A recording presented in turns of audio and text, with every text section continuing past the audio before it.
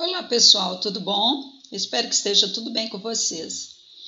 Bom, eu estou aqui hoje para dizer para vocês que eu postei dois slides em PowerPoint com o resumo da nossa matéria, com tudo que foi falado até o último dia de aula em sala de aula. E para pedir para vocês que acessem a nossa disciplina no portal da Unip e vejam que o que está lá é semelhante ao que eu postei. Existe apenas um adendo que eu quero fazer, que é em relação aos elementos da comunicação.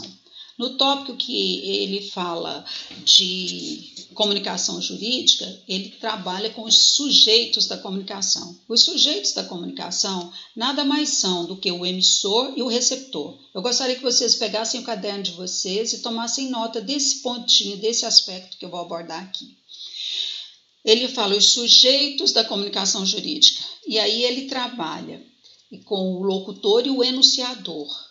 O locutor é quem redige uma peça jurídica e o enunciador é quem assume a voz daquele discurso. Isso significa dizer o seguinte, um exemplo.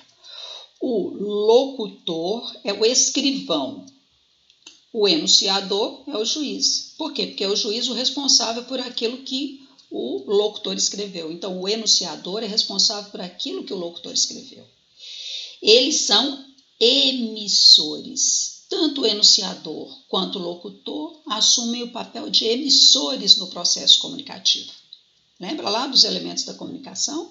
Então, e o interlocutor é quem? O interlocutor é o receptor daquela mensagem. Então, suponhamos que o juiz determine ao escrivão, ele lavra a sentença dele e determina ao escrivão que digite, olha, você vai digitar essa sentença aí.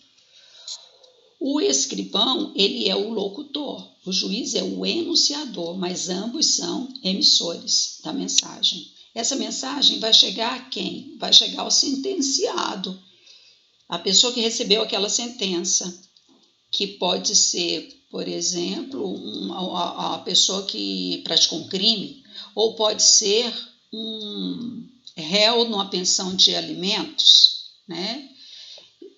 Sendo o réu na pensão de alimentos ou sendo a pessoa que praticou um crime, elas vão receber essa sentença para cumprir. Então, eles são os interlocutores.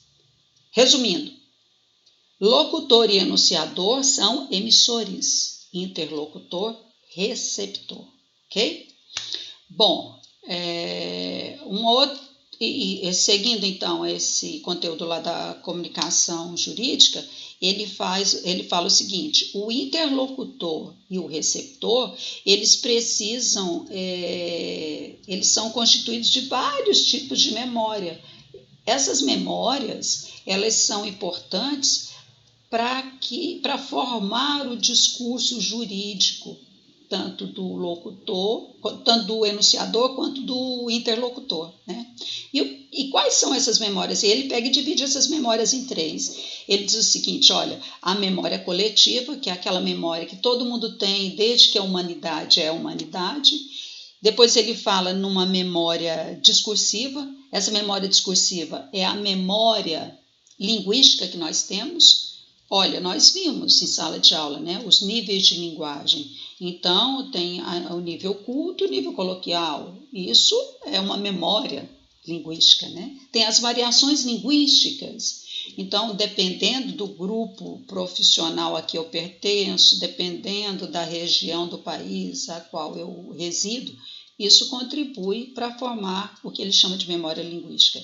E tem também a memória histórica. A memória histórica, segundo ele, são aqueles fatos que compõem a história e que muitas vezes eu, na qualidade de enunciador de um discurso jurídico, de um texto jurídico, lanço mão delas, né?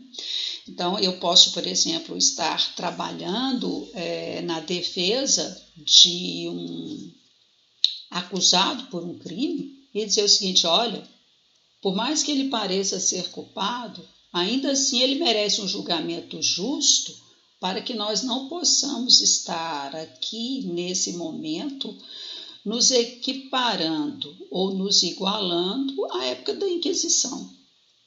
Inquisição é uma memória jurídica, então o fato da Inquisição é uma memória jurídica que o enunciador traz para o discurso naquela hora, ok? Então era esse o acréscimo que eu queria fazer. Deem uma olhadinha no material que eu coloquei lá, acessem o portal e qualquer coisa nós estamos aí à disposição de vocês, tá? Um abraço, muito obrigada, gente, até a próxima.